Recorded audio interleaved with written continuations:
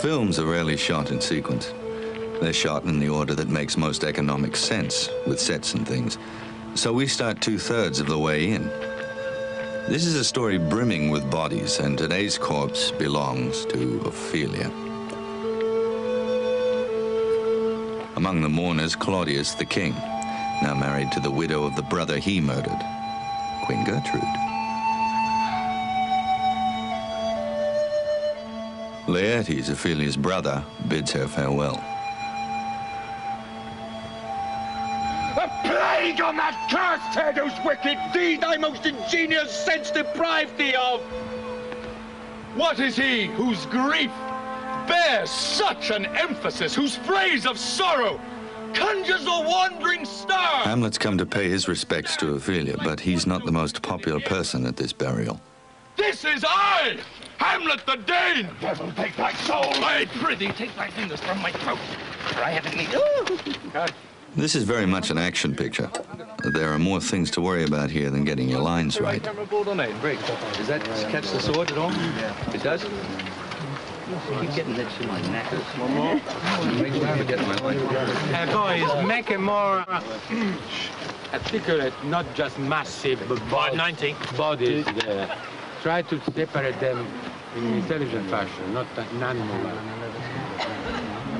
Hold off thy hand! Pluck them asunder! Hamlet! Hamlet! I loved Ophelia. 40,000 brothers. We're practicing, kicking it around like a football team. Make up my song. It's vital to get your timing spot on until Glenn's widow's weeds pull up the flow of the scene.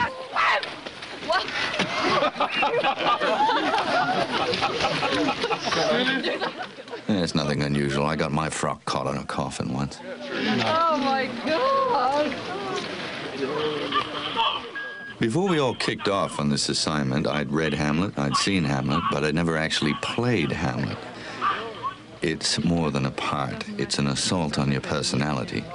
Every passing day, his doubts become more your doubts. There's a section in there where it goes, would weep, would fight, would weep, would fight, would fast, would tear thyself. And it's just, it lacks something. I'll do it.